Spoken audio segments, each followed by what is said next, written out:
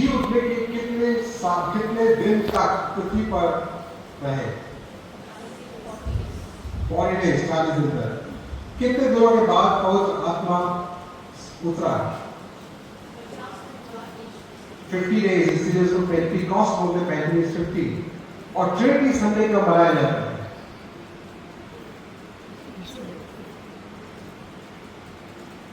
जिस दिन पवित्र आत्मा उतरा उसके नेक्स्ट वीक में, यानी नेक्स्ट संडे ट्रिनिटी संडे मनाया जाता है। जैसे भाई विजय ने बताया कि 15 जून को एक समय था कि हम ट्रिनिटी संडे को मनाते थे, उस दिन कुछ और प्रोग्राम था और आज इसको मना रहे हैं।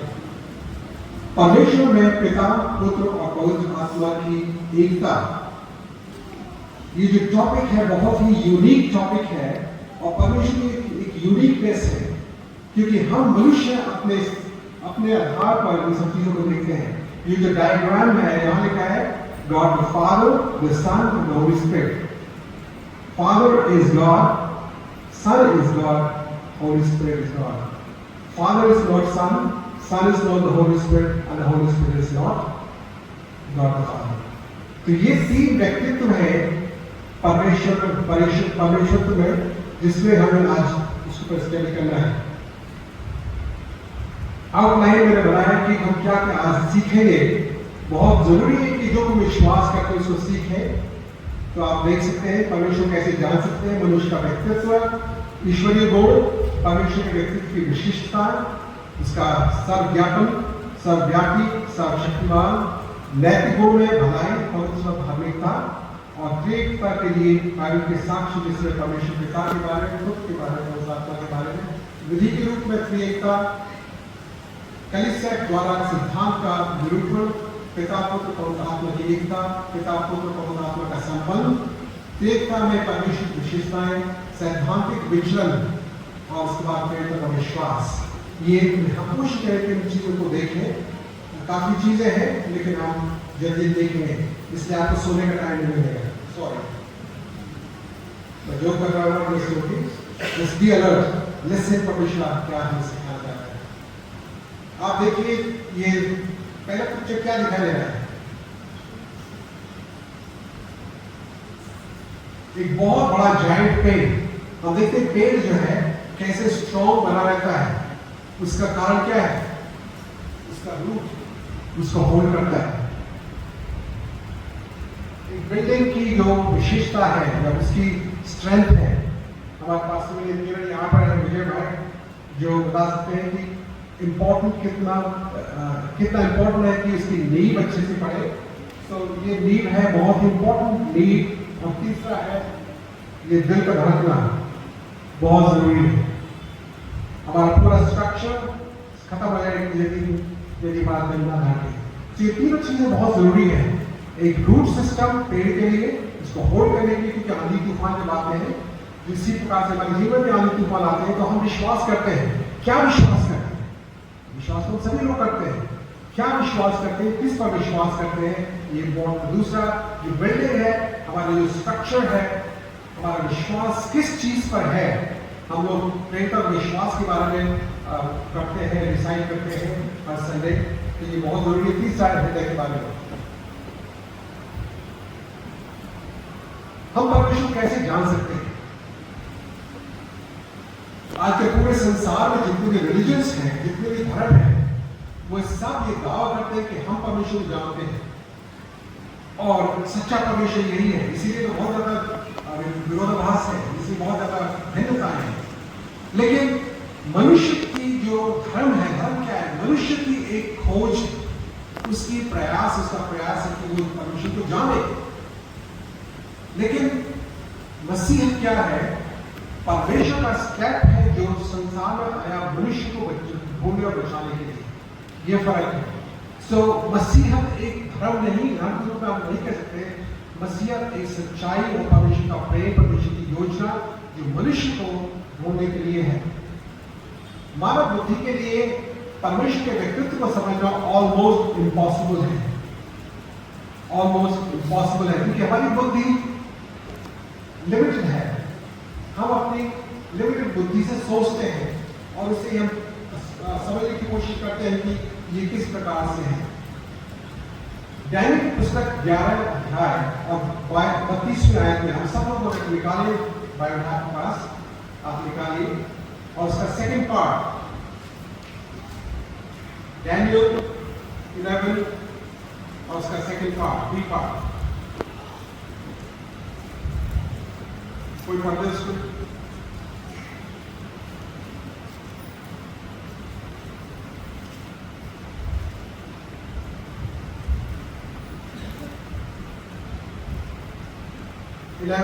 का बी पार्ट।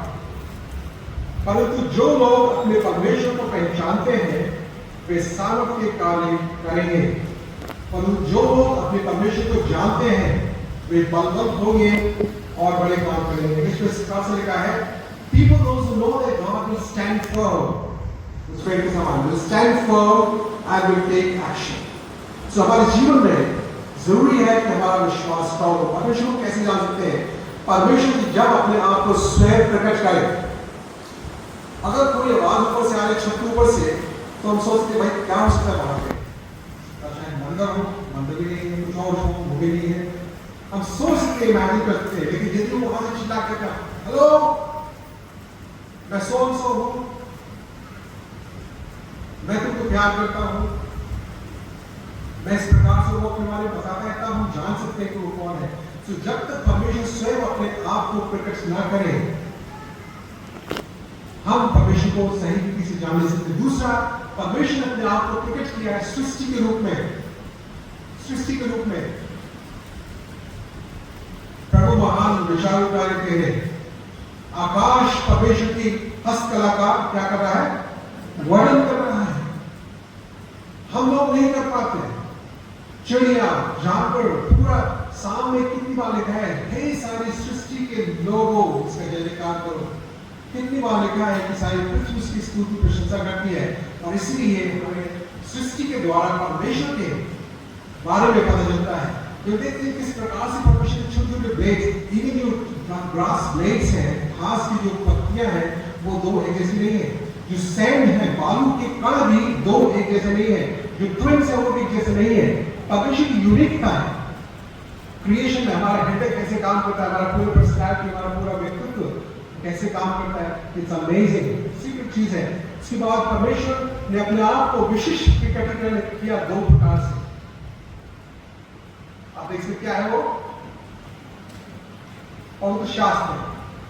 हम परमेश्वर के वचन के द्वारा, जो उसका परमेश्वर का वचन है, उसके द्वारा हम परमेश्वर के बारे में, परमेश्वर के गुण, परमेश्वर के चरित्र, परमेश्वर की इच्छा, उसका प्लान, योजना, उसके बारे में जानते हैं। हम में से कितने लोग परमेश्वर के वचन को पढ़ते हैं सब कुछ में?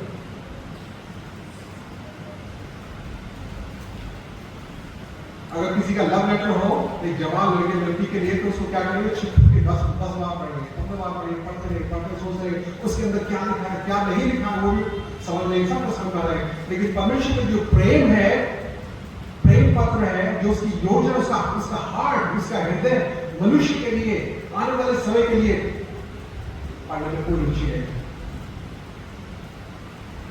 ऐसा क्यों होता है? मैं अपने आप को इंक्लूड करके कह सकता हूं कि हम क्यों नहीं परमेश्वर के वचन को आदर देते और पढ़ते और उस पर चलते हैं। ये बहुत जरूरी बात है, क्योंकि परमेश्वर ने अपने आप को प्रकट किया है वचन के द्वारा। आप प्रयास कीजिए कि जब आप घर जाएंगे तो आप रेगुलरली परमेश्वर के वचन को पढ़ें। इस प्रकार से नहीं कि एक व्यक्ति जल्दबाजी में, प्रभु मुझे जाना है नौकरी पर, और उसे खोला, वहां लिखा, जहां मेरी उंगली आएगी वहां पे पता चलेगा वो मेरे लिए शब्द है आज के लिए। उसे खोला, वहां लिखा, और यहूदा स्कूटी अपने आप को फांसी लगा, उसका सब हो गया कि ये तो यहूदा स्कूटी के मेरे लिए नहीं है। फिर उसने लिखा, जहां लिखा था लेख सामने के बारे में, जा तू भी ऐसा ही कर, तू भी फांसी लगा। इस प्रकार से परमेश्वर को वचन नहीं पढ़ना है। परमेश्वर को वचन को पढ़ने के बारे में एक बहुत ही सिस्टमैटिक योजना है, पर्सनल बाइबल स्टडी। अगर आप लोग इच्छुक हैं तो भाई विजय है, रुपाली है, हम लोग पास है वो मटीरियल, आपको दे सकते हैं, पास कर सकते हैं, और आप उसको पढ़िए, उसके अनुसार चलिए। बहुत ही इंपॉर्टेंट है परमेश्वर के वचन को सही रीति से अध्ययन करना। क्यों मैं इस बात पर जोर दे रहा हूं कि आपकी जड़ परमेश्वर का वचन है। वो वहां सा पेड़ कैसे गिर गया? जड़ स्ट्रॉन्ग नहीं थी, परमेश्वर के वचन में नहीं थी। दूसरा है प्रभु यीशु मसीह के द्वारा परमेश्वर को कभी किसी ने नहीं देखा, ना लिखा हुआ है, लेकिन उसके पुत्र ने उसको प्रकट किया, ना लिखा हुआ है। यूहन्ना 1:18। परमेश्वर को कभी किसी ने नहीं देखा, उसके प्रिय पुत्र इकलौते पुत्र ने उसको प्रकट किया। तो जब हम प्रभु यीशु मसीह के बारे में पढ़ते हैं, उसको जानते हैं, उसको विश्वास करते हैं, उसके साथ साथ चलते हैं, तो हम जान जाते हैं कि यस परमेश्वर कैसा है। यीशु मसीह धार्मिक गुरु ही नहीं बना, चलो क्रिसमस आएगा उसको बेचारे को हैप्पी बर्थडे करना है ना, उसका क्रूस पे चढ़ा देंगे, उसका ईसीजी वाला क्रिश्चियन से होता है।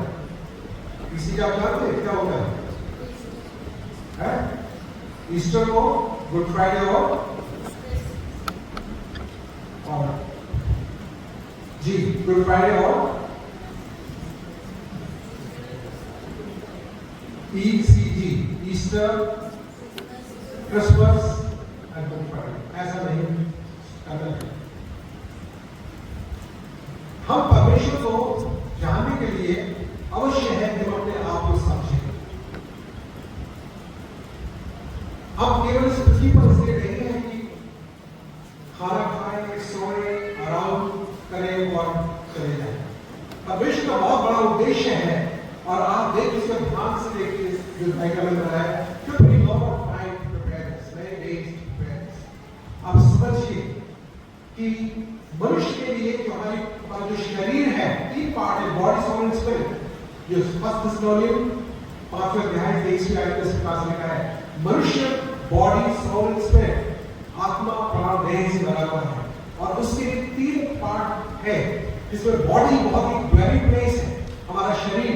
यदि हमारा शरीर ठीक नहीं है तो प्रॉब्लम वहां आत्मा, प्राण और वास नहीं कर सकते। आत्मा और प्राण नहीं ड्वेलिंग प्लेस है।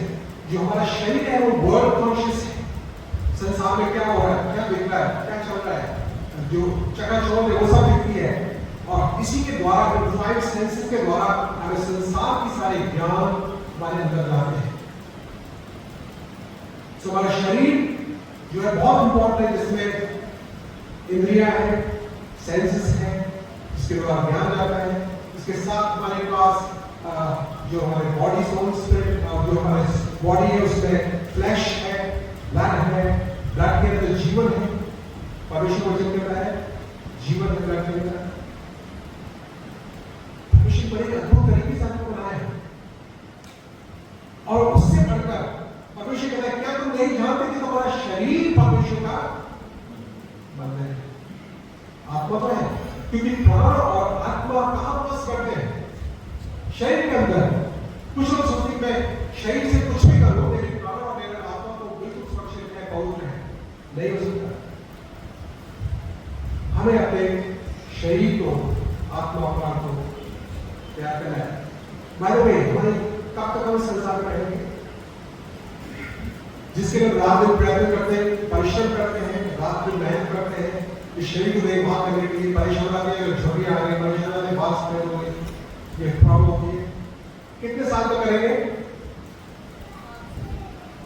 At the most 100 years, 120 years, maximum लोग मैक्सिमम प्रोफेशन लगा हुआ है। इसलिए हमें जानना है कि हमारा जीवन यहाँ शरीर है, इसलिए हम शरीर के कर्जदार नहीं है कि शरीर के अनुसार जीवन बिताएं, हम आत्मा के अनुसार चले। दूसरा सोल, हमारे सोल के अंदर 3 ऑफिसेस इंपॉर्टेंट पार्ट है, इमोशंस, इंटेलेक्ट एंड विल, जिसमें हमारी इच्छा शक्ति, हमारे डिसीजन मेकिंग सामर्थ्य और हमारी बुद्धि। परमेश्वर ने बुद्धि दी है कि हम बुद्धिमान हो, जानवर के समान नहीं। हमारा जीवन ऐसा यापन हो जो परमेश्वर को महिमा देने वाला हो, जो एक उत्तरदायित्व जीवन हो, एक रिस्पॉन्सिबल जीवन हो। और ये जो है, ये सेल्फ कॉन्शियस है, मैं, मुझे, मेरा, सेल्फ कॉन्शियस।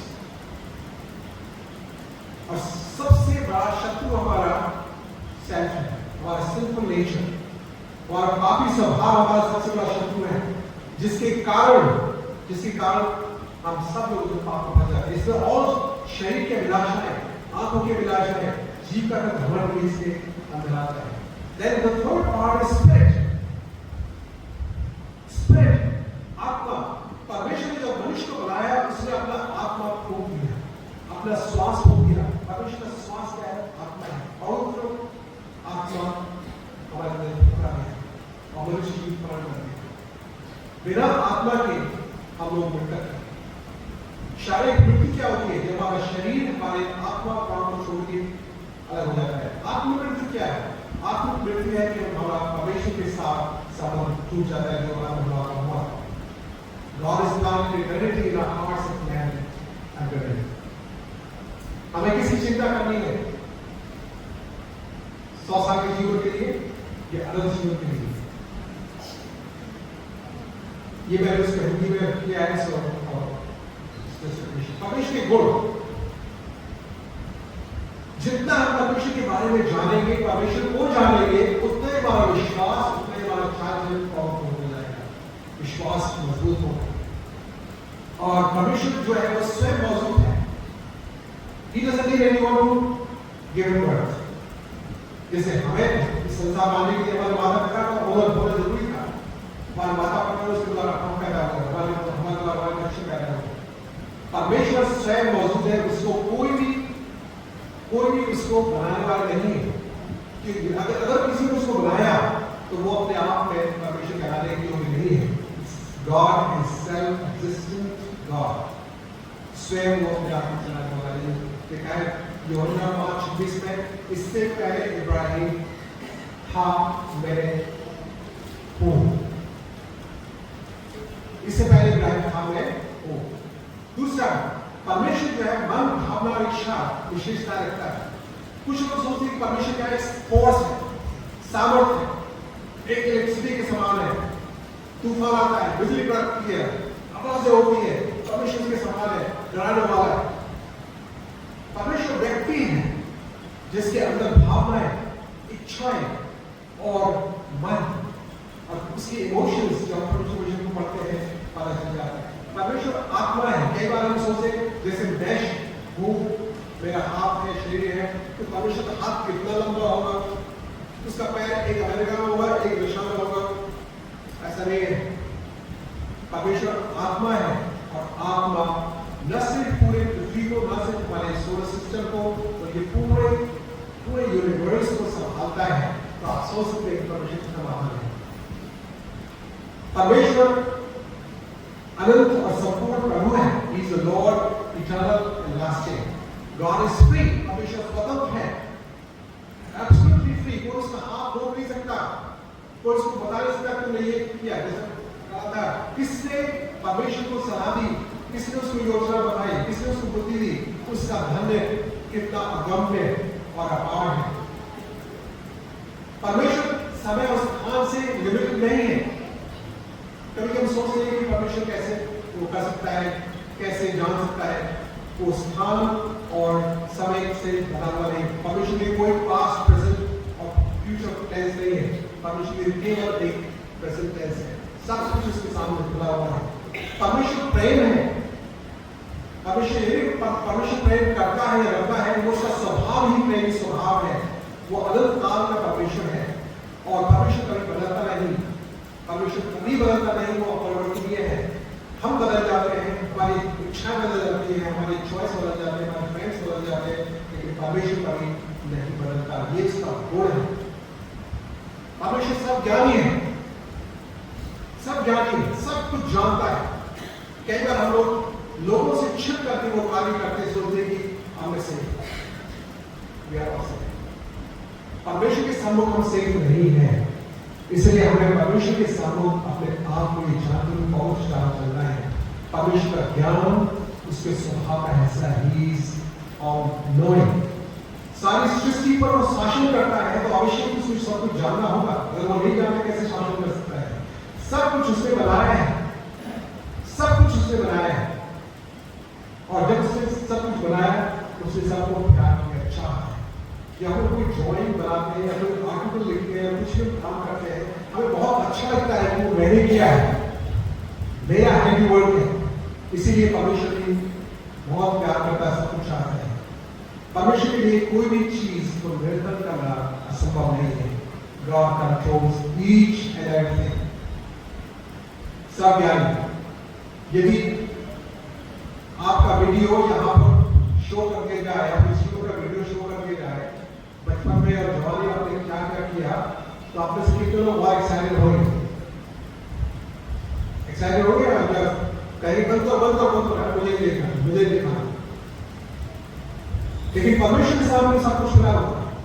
इसलिए अवश्य है कि हम परमेश्वर के सामने अपने पापों का पश्चाताप करें और उन सारे, जैसे पाप कहता है, मेरे जवानी के पापों में स्मरण मत कर। God is omnipresent, सब जगह वो विद्यमान है।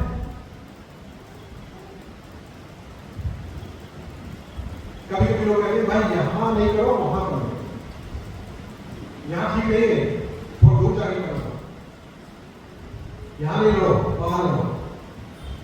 परमेश्वर सब जगह, परमेश्वर का कि जगह कहाँ पे आप, कि आपका उद्देश्य क्या है, आपका हृदय क्या है, वो उसको जानता है। He is present everywhere, सब जगह परमेश्वर विद्वान है। और जैसे से क्लास में दाऊद विकास से लिखता है, मैं कहाँ जाऊँ, खाई में जाऊँ, विकास में जाऊँ, नीचे के पाताल में जाऊँ, पहाड़ों में जाऊँ, कहाँ जाऊँ, सब जगह तू है।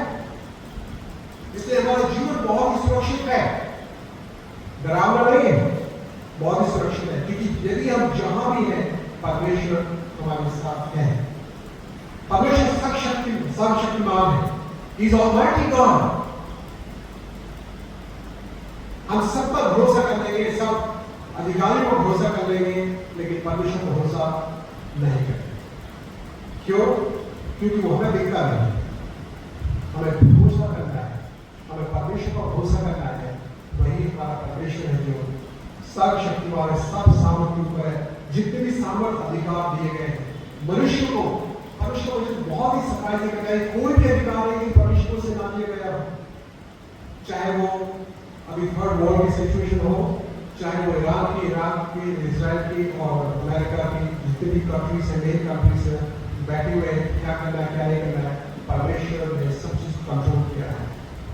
अब जैसे प्रकाशित वाक्य में लिखा है, जिन चीजों को होना अवश्य है उसको कोई रोक नहीं सकता। नो वन कैन स्टॉप, वो होके रहेंगे। हमें समझना है कि हम किस समय में और क्या कर रहे हैं। परमेश्वर के नैतिक गुण, ये नैतिक गुण बहुत ही इंपॉर्टेंट है, क्योंकि हम कभी सोचते परमेश्वर एक न्यूट्रल है, परमेश्वर के सामर्थ्य है, लेकिन परमेश्वर व्यक्ति है, व्यक्तित्व है।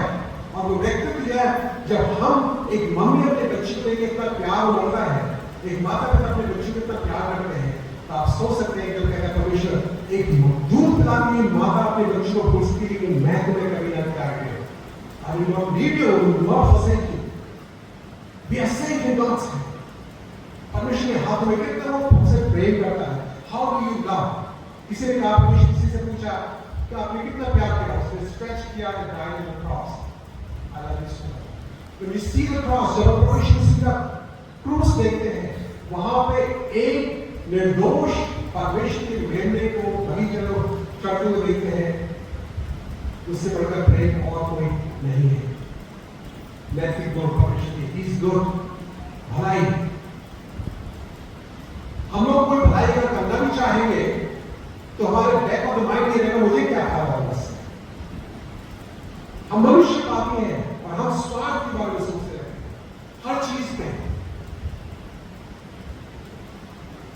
हम छोटी अच्छी बड़ी बातें करने में भी अपना स्वार्थ सोचते हैं, लेकिन परमेश्वर ऐसा नहीं है। परमेश्वर भला है, सृष्टि का कुशल चाहता है, वो चाहता है कि लोग कुशल हो।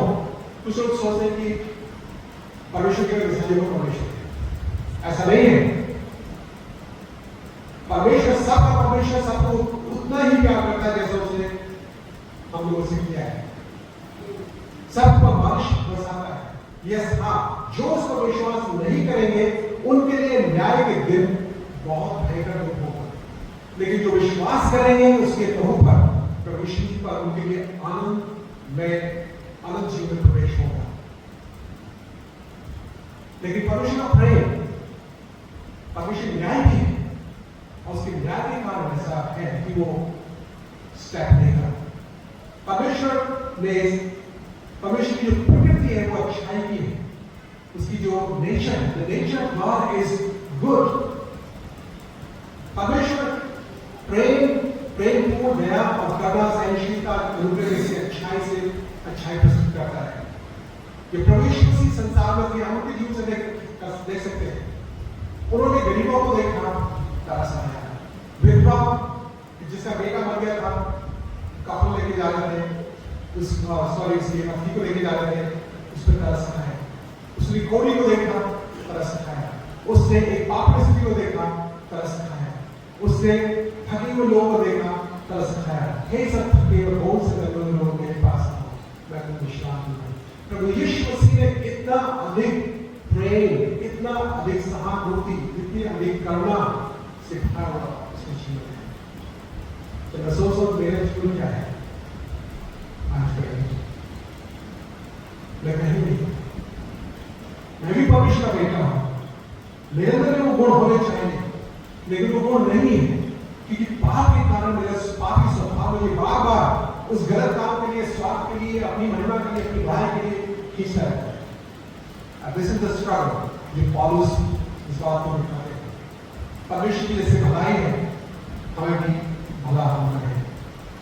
परमेश्वर की पवित्रता, द होलीनेस ऑफ गॉड, परमेश्वर की पवित्रता इतनी महान है, इतनी अनेक है कि हम ये कहते छोटी सी गलती हो गई। परमेश्वर आनंद से कहा तुम उसका फल नहीं खाना, नहीं तो तुम अवश्य मर जाओगे। उसने ये नहीं कहा अरे यार मैंने तो बड़े प्रेम से बनाया है, कोई बात नहीं मेरे बेटा अब अगली बार मत करेगा। No, God is just God. जब हम परमेश्वर की आज्ञा का उल्लंघन करते हैं, अवज्ञा करते हैं, परमेश्वर उसका दंड जरूर देता है। जब हम उसके उद्धार को तिरस्कृत करते हैं, यीशु मसीह के कार्य को हम नहीं पहचानते, उसका दंड हमें भुगतना पड़ेगा। जब तक नए सिरे से जन्म माने, जैसे यीशु ने कहा निकोदेमुस से, स्वर्ग प्रवेश असंभव है। इसलिए अवश्य है कि हम परमेश्वर की पवित्रता को जानें। परमेश्वर पवित्र है। जो पैसा पड़ा गया पहाड़ पर, जो परमेश्वर था, मूसा, उसने क्या किया? लोगों ने बाल एक बछड़ा बनाया, 16 लाख अपनी बुद्धि इस्तेमाल की, बछड़ा बनाया और परमेश्वर का क्रोधित उसने कहा मूसा से, देख वहां वो लोग क्या कर रहे हैं। और परमेश्वर बहुत क्रोधित हुआ। मूसा ने दो जो पटिया दी थी उसको तोड़ दिया। फिर दोबारा से परमेश्वर उसको कहा तू आ मेरे पास आ, ऊपर आ, ये फिर से लेकर दूंगा। और एक परमेश्वर खुदा है, विलंब से क्रोध करने वाला, यहोवा परमेश्वर प्रेमी परमेश्वर है। उसको पवित्र परमेश्वर है, वो बुराई को देख नहीं सकता, पवित्र है।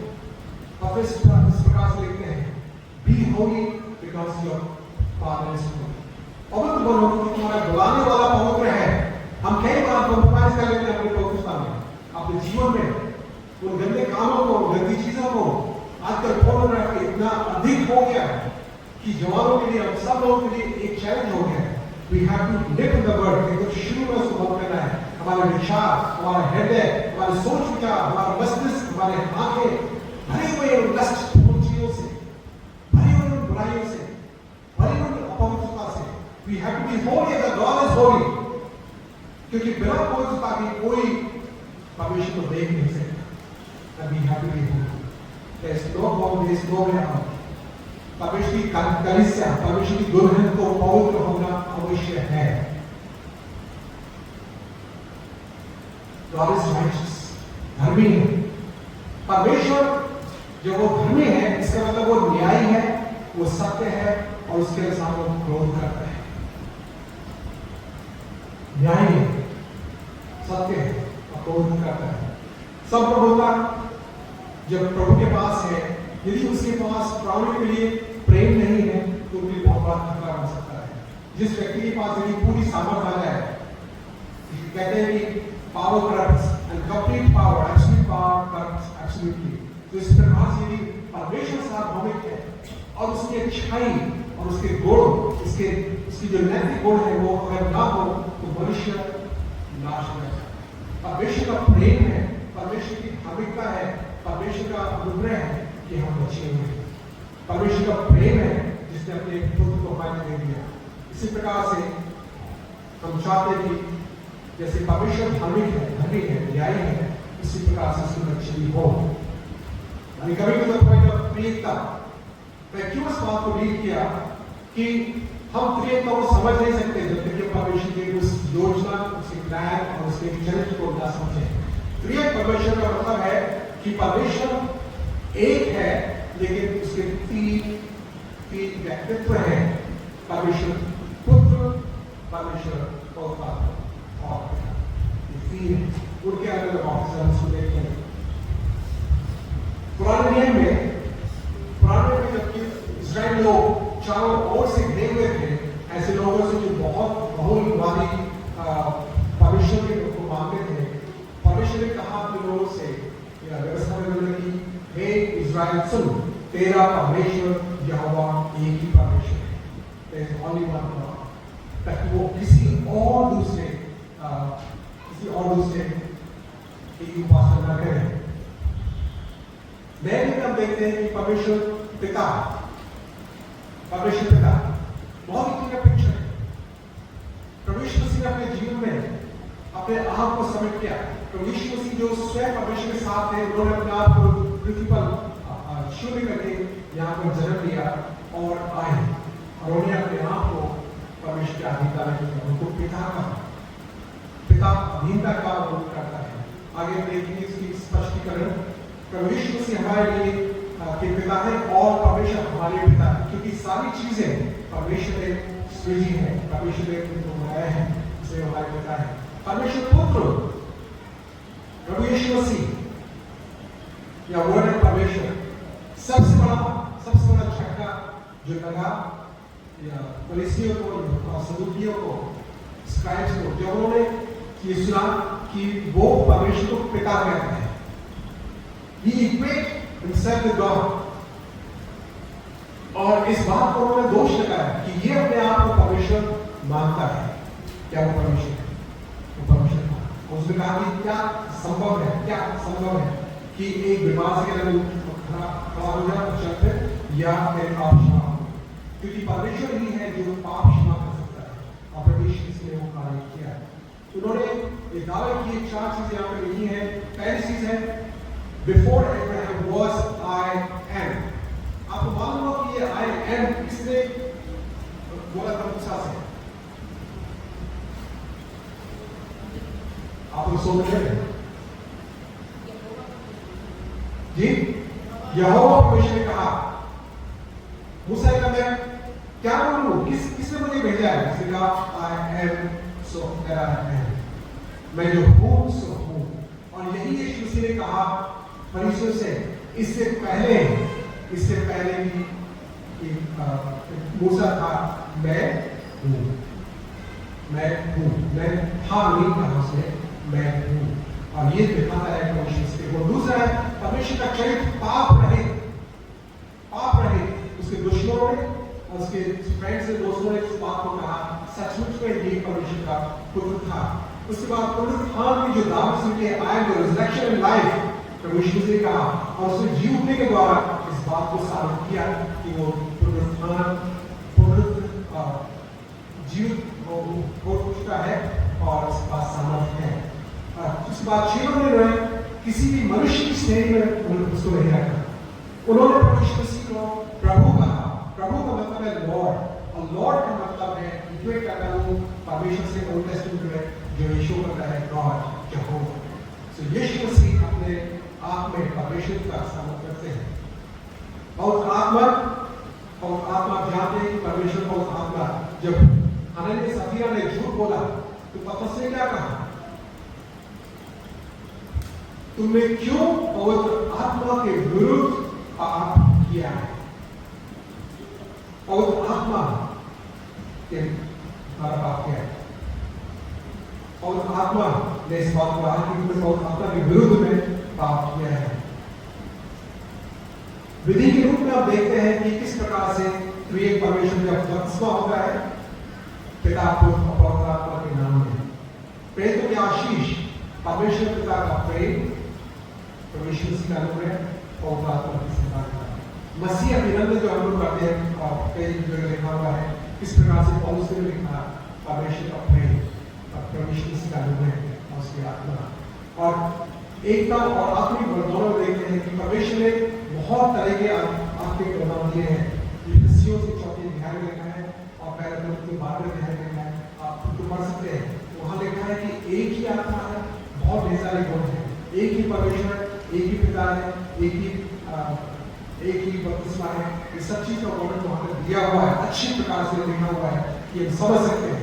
उसके बाद हम देखते हैं कि यूहन्ना की 14-15 और 16 अध्याय में हम देखते हैं कि किस प्रकार से यीशु ने कहा कि जब पवित्र आत्मा आएगा तो वो तुम्हें सब कुछ सिखा देगा, सब प्रकार की शिक्षा जो मैंने तुम्हें सिखाई है उसको सिखाएगा, याद दिलाएगा।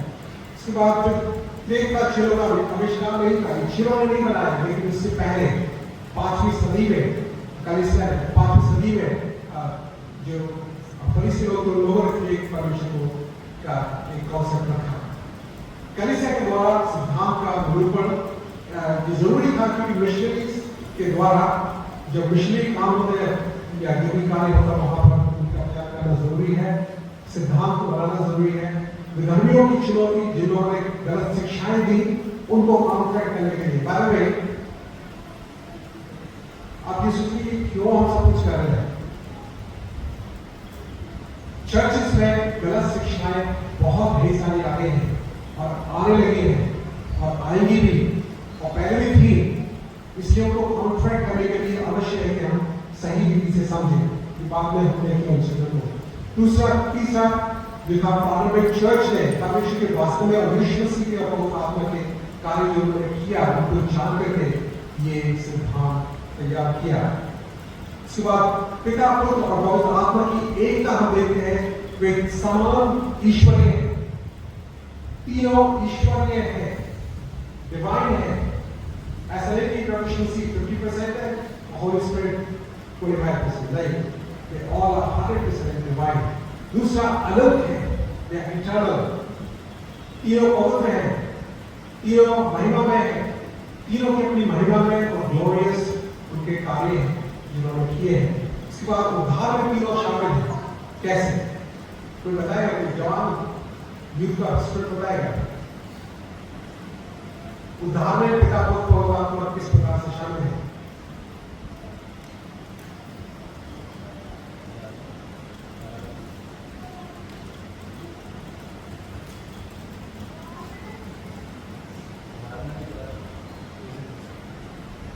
उद्धार में किस प्रकार से पिता पुत्र और आत्मा में कार्य देखते हैं, क्योंकि बोल देखते हैं। Anyway, ये आपका होमवर्क है, आप इसको देखिए। परमेश्वर पिता और पुत्र और आत्मा की का कार्य देखिए। पवित्र आत्मा का कार्य है रीजनरेशन का, परमेश्वर से काम है बलिदान देने का। पिता का काम है व्यवस्था को कंप्लीट करना, पूरा करना और उसको जस्टिफाई करना। और आगे देखते हैं कि उद्धार में उसके बाद एक दूसरे का सम्मान करते हैं। There is a respect, there is no conflict। तीनों में कोई कॉन्फ्लिक्ट नहीं है और एक समन्वय के साथ तीनों पिता पुत्र पवित्र आत्मा कार्य करते हैं। उनका संबंध गरिमा में, उनकी जो ग्लोरियस उनकी गरिमा, उनकी जो रिस्पेक्ट उसमें संचालन में पवित्र आत्मा के द्वारा पुत्र से कार्य करता है। पिता पवित्र आत्मा के द्वारा पुत्र से कार्य करता है। जैसे पिता ने पुत्र को भेजा वैसे ही पुत्र ने आत्मा को भेजा। अभी जॉन 17 को पढ़ा था, जैसे तूने मुझे भेजा है वैसे मैं भेजा हूं। सो पवित्र आत्मा को ईश्वर का कि जब मैं जाऊंगा तुम्हारे लिए पवित्र आत्मा भेजूंगा, अब वो आएगा, सहायक आएगा। जैसे पिता को प्रकट करना पुत्र की भूमिका है, वैसे ही पुत्र को प्रकट करना पवित्र आत्मा की भूमिका है। और उद्धार के परमेश्वर तीनों का कार्य बीच में है। ईश्वर को 3 अलग अलग विशिष्ट व्यक्तियों का इनका अलावा ये मैं आपसे बताता कि क्या डेविएशंस है, क्या डेविएशंस है, क्या गलतियां हैं या त्रुटियां हैं हमारे विश्वास में। पहली चीज, ईश्वर में 3 अलग विशिष्ट व्यक्तियों का इनका, वो कहते नहीं 3 परमेश्वर हो ही नहीं सकते, 3 व्यक्ति हो ही नहीं सकते, या 3 परमेश्वर नहीं है, लेकिन परमेश्वर एक ही है लेकिन 3 व्यक्ति हैं इसमें। तो इसका जब इनकार करते हैं, कुछ ऐसे फिलॉसफीज, ऐसे डॉक्ट्रिन्स हैं जो इसका तिरस्कार करते हैं। दूसरा, पिता पुत्र और पवित्र आत्मा के बीच में पदानुक्रम है। जैसे मैंने बताया कि परमेश्वर पिता सबसे ऊपर है, उसके नीचे पुत्र है और उसके नीचे पवित्र आत्मा है। Functionally it is true. जैसे कि पति और पत्नी, परिवार में पति को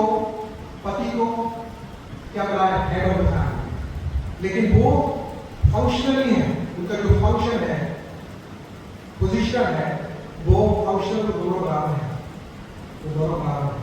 इस प्रकार से कि परमेश्वर पुत्र ने अपने आप को पवित्रता के साथ अधीनता में रखा और ये प्रार्थना भी की, पिता यदि हो सके तो प्यारा उससे कहा जाए, वो मानवीय दशा में अपने आप को उसे रखा, उसने अपने आप को लिमिट किया, उसने आपको शून्य किया, उसने अपने आप को इतना अधिकारी बनाया है, दोनों राजें हमें सीखी। ये उसका महान प्रेम किसके लिए है, किसके लिए है, मेरे लिए और आपके लिए। तो उस महान सबमिशन को हमें किसी प्रकार से कम नहीं करना चाहिए। तीसरा, एक परिवार में 3 ईश्वर होते हैं, कुछ लोग कहते हैं 3 गॉड्स, नो दैट्स रॉन्ग।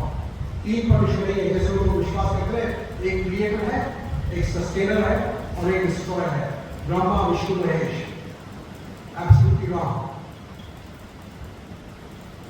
वो गलत है। यहोवा विटनेस इस बात को मानते हैं कि यहोवा ही था और वही करता है, यीशु के रूप में आया वही है और पवित्र आत्मा है। सो दे एक्चुअली वो विश्वास नहीं करते परमेश्वर के ईश्वर के पर और ईश्वर का पवित्र आत्मा के जीवन पर। इसलिए बहुत बड़ी वहां में हेरेसी या गलत शिक्षा है। एक और पंथ है जो जीसस ओनली मानता है, पता नहीं आपने सुना नहीं सुना, जीसस ओनली, वही यीशु ही सब कुछ है, यीशु ही पिता है, यीशु पुत्र है, यीशु पवित्र आत्मा है।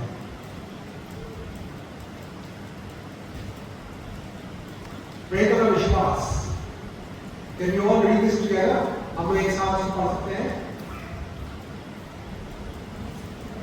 मैं विश्वास करता हूँ सर्वशक्तिमान पिता परमेश्वर पर, जिसने स्वर्ग और पृथ्वी की रचना की, और उसके इकलौते पुत्र हमारे प्रभु यीशु मसीह पर, जो पवित्र आत्मा के द्वारा जन्मा है, हमारे प्रभु से जन्मा, 35 साल से शासकों में क्रूस पर चढ़ाया गया, मर गया और मारा गया, और दोनों को उनका तीसरे दिन लोगों को जीव था, स्वर्ग पर चढ़ा और सर्वशक्तिमान पिता परमेश्वर के द्वारा हाथ मारा गया, वहां से वो जीवितों और बुरे को हटाया करने को आया। मैं पवित्र आत्मा पर, पवित्र करने कैसे संत संतों की संगति पर, पापों की क्षमा पर और उसके पुनरुत्थान पर और अनंत जीवन पर विश्वास करता हूँ। ये अपोस्टल्स क्रीड अपने आप में इतनी क्लियर है और स्पष्ट करता है उन तीनों का रोल, उन तीनों का जीवन। सिद्धांतों को किस प्रकार का प्रयोग करना है? परमेश्वर को उसके आत्म प्रकाशन को स्वीकार करना है, जो परमेश्वर ने प्रकट किया है अपने आप को, जिस प्रकार से मनुष्य ने उसको स्वीकार करना है। दूसरा, त्रिएकता एक तर्क से परे है। परमेश्वर वचन में कहीं नहीं लिखा है ट्रेनिंग या क्रिएट परमेश्वर, कहीं नहीं।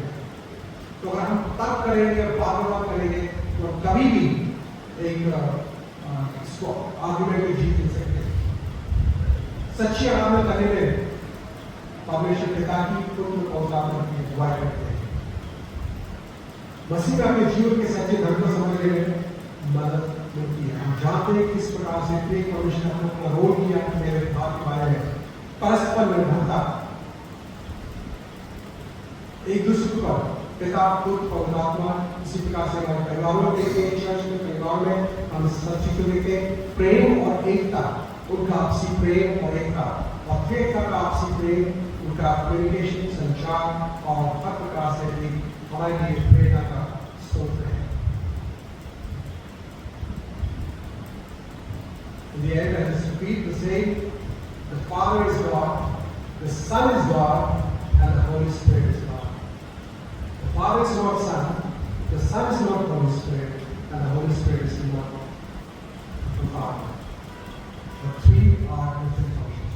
कुछ लोग इस प्रकार से परिभाषित करते हैं कि एक व्यक्ति है, वो बेटा भी है, वो पिता भी है, और वो ग्रैंडफादर भी है। Wrong. परमेश्वर के साथ ऐसा नहीं है।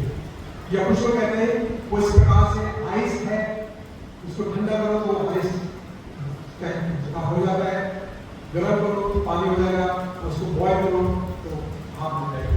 वो नहीं है। तो कुछ लोग सोचते हैं कि जैसे सूर्य है और उसका प्रकाश है और उसकी हीट है, वो भी नहीं है। कोई भी भौतिक चीज परमेश्वर के स्तुतीय गुण को प्रकट नहीं करती। Such an amazing, wonderful God. Hallelujah. The resource for परमेश्वर की स्तुति हो। Let's pray. स्वर्गीय पिता परमेश्वर, धन्यवाद करते हैं कि आपने आपको प्रकट किया, अपने वचन के द्वारा, सृष्टि के द्वारा, अपने पुत्र प्रभु यीशु के द्वारा, और हमें सब कुछ बता दिया है कि क्या कुछ हुआ, क्या होने वाला है। हम धन्यवाद करते हैं किस प्रकार से आपने मनुष्य को बनाया है, हमारे बॉडी, सोल, स्पिरिट को, हमारे जीवन को हमें बहुत आत्मा से परिपूर्ण किया, हमें बुद्धि और ज्ञान दी, हमें एक ऐसा अकाउंटेबिलिटी दी कि हम जानते कि हम न सिर्फ इस संसार में जी रहे हैं, बल्कि हमारा एक उद्देश्य है और हम चाहते हैं कि हम उस उद्देश्य को पूरा करें, प्रभु की महिमा करें, दूसरे लोगों को, बच्चों को जो आपको नहीं जानते उनको भी आपके पास ला सकें। धन्यवाद करते हैं सारी बातों के लिए, धन्यवाद करते हैं हर एक व्यक्ति के लिए जो हम उपस्थित हैं, अपने पासवार को, परिवार को और कमेटी को और उसके लोगों को, हर एक जन को प्राप्त सौंपेंगे और इस वचन को जो आपने अपने सहायता के लिए समझने के लिए इसको संभालें और उसके द्वारा हम हमारे जीवन और स्ट्रॉन्ग पेड़ के समान हो सके। धन्यवाद साथ ही प्रार्थना यीशु के नाम से। Thank you so much.